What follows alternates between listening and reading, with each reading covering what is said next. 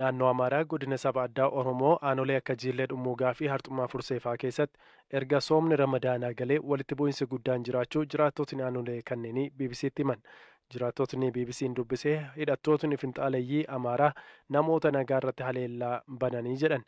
Jiraataan aanaa Harxummaa Fursee nageenya isaaf jecha maqaan isaa akka hin dhahamne gaafate walitti bu'insichaan lubbuun namaa darbaa jiraachuu waa'ila Kwaamzaa Huseenitti himeera. Ani aanaa Harxummaa Furseen jira. Lola cimaa deemaa jira. Guyyaa har'aan kana Axaayii irratti eega Ramadaan isheen guyyaa 10 har'a takka guyyaa takka lolli adda citee hin beeku. Guyyuurraa lubbuun teenya inuma bahaa jirti, inuma aarsaa kaffalaa jirti. Galgala sohora nyaatee yeroo bobbahee osoo manatti hin deebiin achumatti du'a. Har'allee lubbuu nama lamaati kan bahee jiru. Namnis ammaaf addan baane malee dhadhahamee jira. Madoo samma ta'e hin beeknu. Uummanni Amaaraa finxaaleeyyiin akka jiruun meeshaa qabu hunda garana guurratee xiqqaaf guddaan isaa uummata kanarratti nurratti xiyyeeffatee jira. Kanaaf immoo uummanni Oromoo nuti dhaabbachuu jirtanii itti fufaa nuun gatinaa kanaan dhaamanii. Maaliif meetti bara Ramadaanaa kana keessa lolli maaliif hammaataa yeroo kaanis tureera miti lolli akkasii kuni? Yeroo kanarratti isaan namni eega nyaata kana hin nyaanne eega dhugaatii hin dhugne waan laafu. Waan dadhabbina qabu itti fakkaateeti. Ramadaana kanarratti yeroo hunda lola eegalan. Kanaaf isaan kana itti fakkaate. Kanaaf immoo nu hin cabnu inshallah. Gargaarsa rabbiitiin nuun Ramadaana keessa nasriitu gargaarsatu nu dhufa waan ta'eefu isaanitti hin fakkaate. Haa ta'u malee lubbuun keenya baay'ee takka qisaasamaa jirti. Ijoolleen dubartoonni abbaa malee kan hafaa jiran baay'eetu jirani.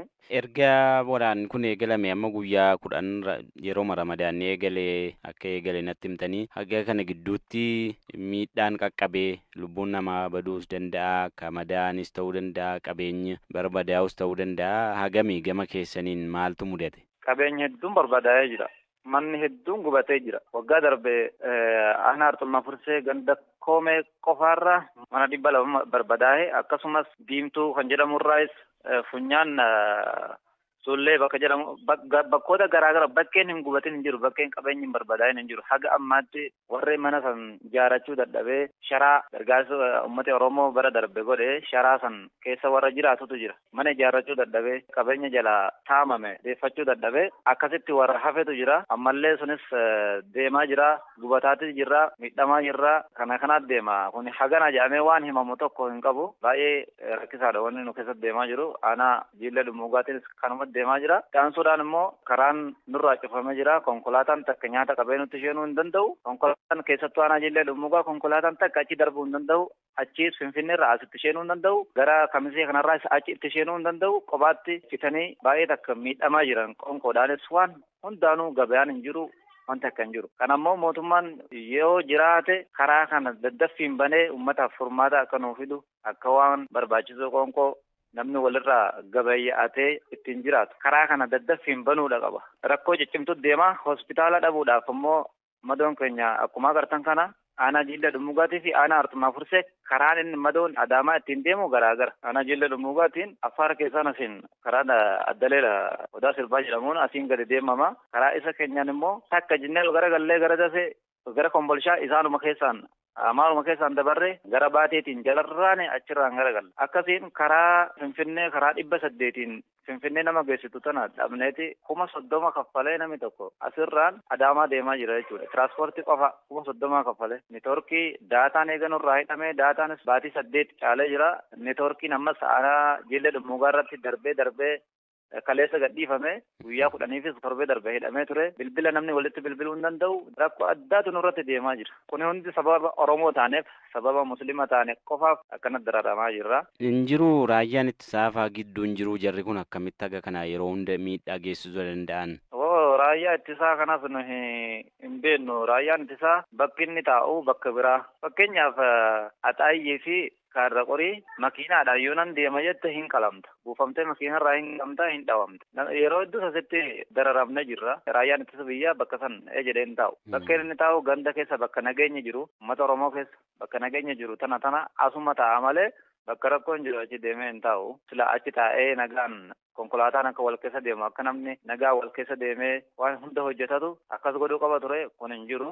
Jiraatan biraa aanaa Jiillee Dhummuugaa finxaaleeyyiin haleellaa banan dubartootaa fi ijoollee ajjeesuu simaniiru.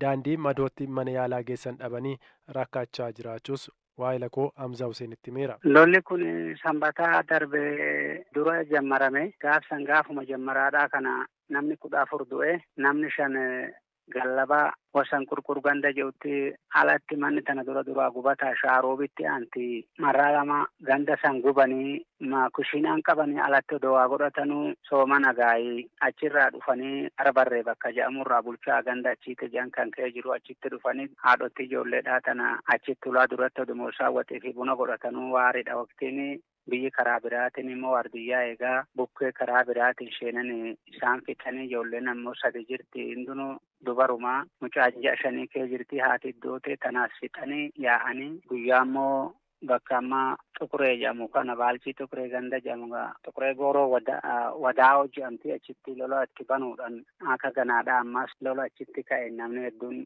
achitti walumaa galatti isa gaafa duraa sana irratti nama 14 kan du'e fasii asi bariitu san itti deebi'ee ganda tokkorraa nama 5tu du'e baalchima san itti deebi'eeti isa kaanis ammoo namni du'e waraabessumatu nyaata hin fuudhamu namni qarbamaadhaan jiru namni 5 gaafa lola duraatiin koonnoo nyaata achumatti fuudhanii kukkutanii qaama isaanii kan oli qabanii gadi qabuudhaan hafe achumatti achirraa qabee akkanumaa mudhii facaa ganda jennuunis ganda mudhii facaa kana keessa isa akkanumatti warri dhume jira. Kan ammoo gallabatti isaan furan dhaqanii lolanii jira ganda baxxee keessa jira madoon hedduudha ati nuffineen bakka tasaa kutuu fi wanne ja'umaan hin jenne akka nama 30 guutuu homaata walitti qaba deemee nama 25 hin ta'a madoon ammoo likkiin qabu ree kun amma har'aas lolatti jedhama kaleessa nama 2 ammoo madaa'ee gandas giyyee jedhamurratti tana dura marraamam gandi isaanii gubatee barbadaa'ee dubartiin irra hin jirtu waraana gogatu Sa'aatii kaan wajjin irra jira. Kana gubbaadha kan jiru karaan gurraachi ganda imloo keessanii karaa garaa xaayii kana dhufee harmarraa waraana kana nutti fidee dhufa gaarri guutuun daandiidha. Nu daandiin qabnu amma kunuu namni madaa'e karaa mana yaalaa kan ishee dhaquun hin qabu. Karaa gara biraa deemuunis hin qabu. Karaa Affaar keessan sanuu gibira kaffalaadhaa makaraadhaan gara Adaamaadhaa nama haalan itti duudhe warri waa xinnoo qabeenya harkaa qabu achirraa ni oofaa. Inni immoo qabeenya hin qabne kan makiinaa konkolaataa kana kaffalee achirraan kunturaata deemuu hin dandeenye kan ammoo Affaar kanatti waa kennaadhaa jalarra deemuu hin dandeenye namtichi asumatti inni dhangala'ee du'utti jira. Asumatti hoggaa waan godhan dhaban itti dhiisanii haadhotiin ulfaa akkuma kanatti dhumutti jirti. Karaan hin jiru karachi cufamee karaa isaan akka jiruun karaa sababii isaaniitiin sodaatame irra hin deemamu daandiin qabnu daandii silattiin hin baafne amma bajaaji malleedhaaf. Gaazinis hin jiru bakkeen dhaqanii fuudhan hin jiru gara kamisee dabartee dhattee hin fuutu. Waggaan yeroo ramadaanni ga'uu haleellaa jalqabuu jedhan kun maaliif ji'a kana keessa filatu sin haleelu? Inni kun gaafuma har'a deetee nu hiine soomanicha kofalee guyyaan jedhamu hiine gaafuma kana deetee nurratti bobbaanii maaliif jennaan gaafa soomanaa isaanii dadhabanii hin nyaatanii. Hin dhuganii unkuti boona jedhanii nutti hoggaa bu'an rabbiin unkuti nurraa godhee adduma jiru hundumaan gandaan ammasitti himu kana. Achirraa waan ka'een ifi namni guyyaan du'uun tumamuun uleedhaan dubartii ijaaba uffattu ijaaba fuularraa aa'uudhaan nama ijoollee dalgoo hidhattee deemtu guutuun maaliif kana hidhattan jechaan bilbila ijoolleerraa guuratuun tumumaan har'a ajjeesuu boruu ajjeesuu iftaan ajjeesuu waan kanarraan ka'een hoggaa nurraa hante naannichi godinuma aanatti matanarratti bakka karoorsaa. Gaafii nama tokko nama xinnoo beekaa jedhame hidhoo walitti hidhee amantiinis nu miidhaa jarri jira. Bulchaa godina addaa saba Oromoo fi bulchaa aanolee haleellaan keessatti raawwataa jiru irraa waa'ee walitti bu'insa kanaa gaafa. Biyya Amaaraa uummata keenya kana uummata Walloo irratti duguugga sanyii raawwataa jiru. Duguugga sanyii uummanni gartee fiinxaaleeyyiin Amaaraa Walloo irratti raawwataa jirtu. Walloo callattii mitiina Oromiyaa guutuu irratti kan raawwataa jirtu jechuudha. Bakka jiran uf keessaa baasuu dadhabanii uummati Oromoo ni sodaatamoo maaliif yoo akkasii isintu itti galtuudha moo isaantu isinitti galtuudha maaliif ni sodaattanii wanni jedhu keessa yaada keessa galchinee haalaallume mee naannoo kam keessaayyuu Amaarri gosa kamii hundaayyuu keessatti Oromiyaa keessa sabab sablamnoonni hedduun baay'inaan ni jiran haa jennu yoo ka jiraatan taate kabajaa uummata keenyaatiif kennanii uummata wajjii ka jiraataa jiran ni jira. So uummanni Amaaraa kuni kabajaa uf dhowwanii maaliif kabajaa uummata keenyaa kana diqqeessanii maaliif maqaan ubbaasanii maaliif sanyii keenya fixaa jiran?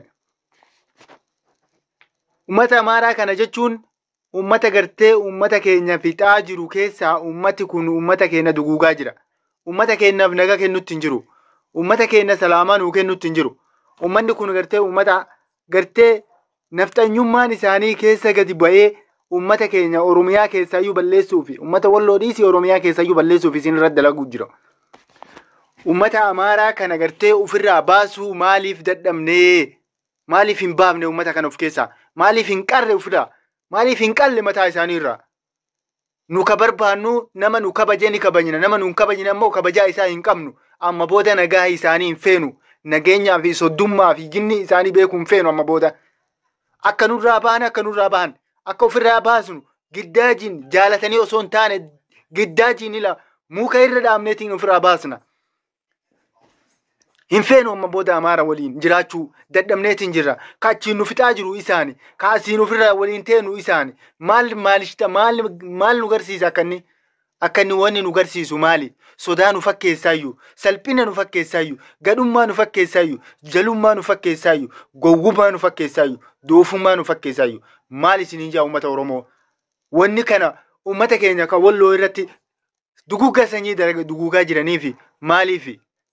Wanni sanyii isaanii duguugaa jiran Oromummaa isaaniitiin, Oromummaa isaanii tokkummaa isaaniitiin. Uummanni Walloo jechuun uummata Oromiyaa keessaa namba 1 tokkoffaa irratti argama. Uummati warri sanyii warqituu jechuun uummata gootowwan, uummati xiqqaan sun uummata Amaaraa biyyattii sanii miila takkaan dhaabee barra. Sila uummanni sun Oromiyaa qixxee Oromiyaa keessa kan jiraatu haa ta'e Oromoon tunuyyuu gowwomtee fiindoo taatanii akkanatti Amaara jalan fiiddanii. Tokkummaa keessaniin achi deemtanii, beekumsaan achi deemtanii, jaynummaa qabaatanii, sila uummata isaanii san uf keessatti gartee uf keessa kunuunsitanii. Uummanni keenya hanqina parsantii 100 keessaa parsantii 75 sodummaa qabdan.